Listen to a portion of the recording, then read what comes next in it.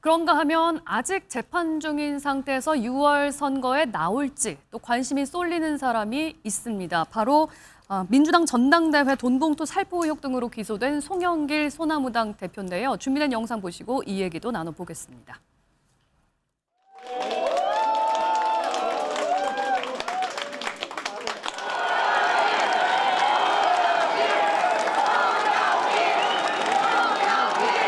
판결문을 듣고 있는 내내 가슴이 벅차올랐습니다.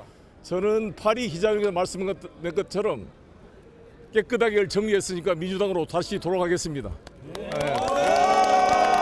저를 그동안 지켜준 소나무당 당원 동지들께 감사를 드리고 당원들의 뜻을 모아 소나무당을 해체하고 저는 개별적으로 입당하겠습니다.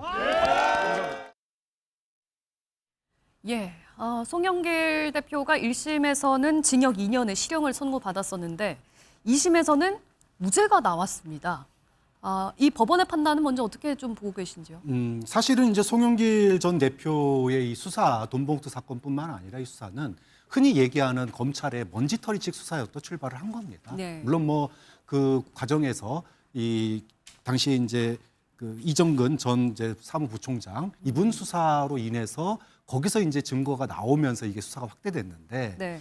우리가 흔히 얘기하는 먼지털이식 수사, 별건 수사 이게 이제 가장 대표적인 사례예요. 예. 좀 그런 점에서 이번 판결은 뭐 송영길 대표에게 무죄라고 그래가지고 아무 죄가 없다는 건 아니에요. 다만 검찰이 이제까지 관행적으로 해왔던 그 정말 그렇게도 우리가 끊고 싶었던 네. 먼지털이 수사, 그다음에 별건 수사에 거기에 선을 그었다라고 하는 점에서는 굉장히 큰 의미가 있다고 봅니다. 네. 자, 다만 2심에서 이제 전부 무죄를 받았다고 그래서 그러면 이제 다 끝난 거냐? 사실은 민주당에게는 아직도 아픈 상처 또 국민들에게 사죄해야 될 부분이 있어요. 뭐냐 하면 강선우 의원이라든지 김병기 의원이라든지 네. 이 공천과 관련된 돈봉투 논란이 아직 해결이 안 됐습니다.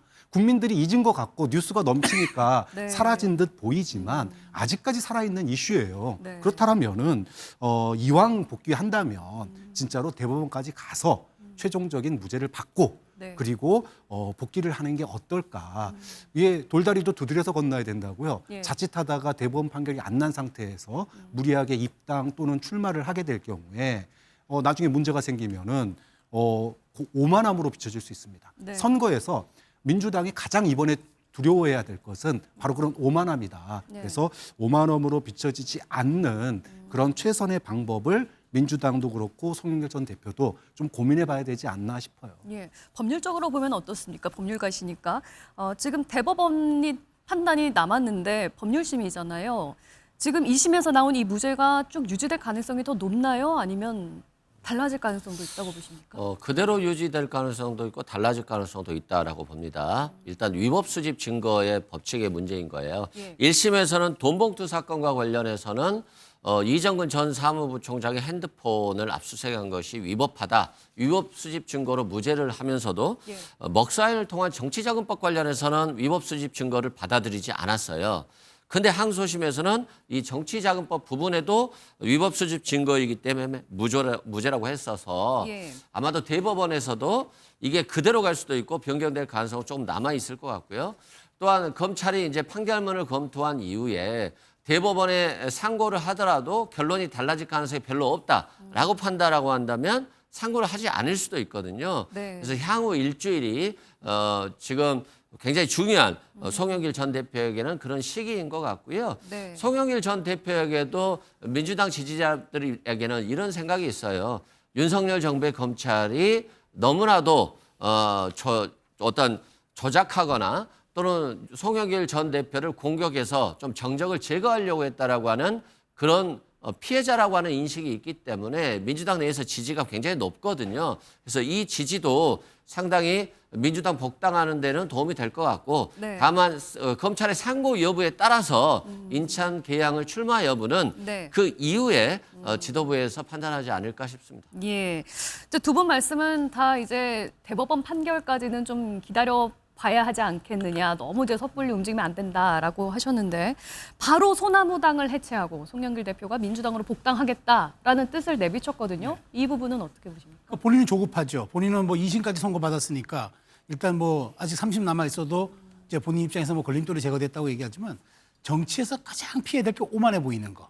그다음에 뭔가 이제까지는 피해자로 보였는데 이제부터는 그러면 권력을 가진 사람을 보일 수도 있다는 게 가장 저는 위험한 사안이라고 봐요. 예. 그런 측면에서 저는 아마 좀 쉴 것이다. 여권 지도부도 이게 부담스러워요. 그리고 당장 뭐 개항을 그다음에 예. 박찬대 의원 만일 인천시장 출마하면 연수각 그렇게 가기 좀 쉽지 않아서 어찌됐건 저는 약간 휴지기를 두는 쪽으로 가닥을 잡지 않을까 저는 뭐 그렇게 전망합니다. 왜냐하면 그 인천 계양을이 이제 송영길 전 대표가 5선인가요? 굉장히 오래 이제 몸담았던 그렇죠. 지역구이기도 거기가 하고 텃밭이었죠. 이번에 네. 이제 재보궐 선거 지역구가 됐으니 출마를 하는 건 아니야 이런 원래 얘기가 나오는 얘기는 것 같아요. 김남준 네. 이른바 성남시부터 같이 활동을 했던 지금 청와대 대변인이죠. 예. 그분이 그쪽을 이어받아서 출마할 것이다라는 것이 분분했습니다. 이제 네. 그 지역의 원래 주인인 성영길 전 의원이 이렇게 2심에 무죄가 돼서 나오는데요. 저는 지금 상황에서는 아마 본인은 정치적으로 내 고향이나 다름없는 계양으로 돌아가고 싶다라는 것을 강력히 요청을 할 것입니다. 그리고 네. 본인 스스로가 내 역할은 친명 좌장이다라는 얘기를 여기저기서 지금 그 공언을 하다시피 하는 건데요. 아마 강력히 이재명 대통령 그다음에 정청래 대표에게도 어필을 할 것이고 네. 대법원 판결과 연계가 돼가지고 돌아갈 수 있다면은 당연히 제 영순위로 그쪽으로 돌아갈 것이라고 예측을 하는데요. 네. 그런데 또 한 가지는 1심에서 징역 2년을 선고받았는데 2심에서 저렇게 가볍게 뒤집힙니다. 이게 정말 글쎄요. 저만 그렇게 생각을 할까요? 까마귀 날자 배 떨어진다고 하는 얘기가 있죠. 이른바 검찰개혁, 사법개혁을 지금 어제 금요일 날도 또 심야에 법사위 통과하지 않았습니까? 이른바 대법원 정원을 늘린다 하는 얘기. 이게 검찰과 사법개혁을 북을 치면서 저렇게 민주당 또 이재명 대통령과 직간접적으로 연계가 되는 분들이 줄줄이 지금 무죄가 나오고 있습니다. 네. 이게 정말 이 정의롭게 판단을 한 일상적인 현상일까요? 정말 저는 오비이락 현상의 후폭풍이 드러날 가능성이 있겠다라고 조심스럽게 예측을 하는데 네. 제 예측이 틀리기를 바랍니다. 예. 틀릴 거예요. 그 민주당의 복당도 그러면은 어려운 건가요? 아니면 복당할 수도 있죠. 무죄 판결을 받았기 때문에 당연히 복당할 수도 있고요. 최근에 법원의 기류는 위법 수집 증거는 안 된다는 겁니다. 그런 측면에서 바라봐 주시면 좋을 것 같습니다. 네, 알겠습니다. 자, 오늘부터 시작되는 설 연휴 모두 잘 보내시길 바라겠고요. 토요와이드는 여기서 마치겠습니다. 함께해 주신 여러분 고맙습니다.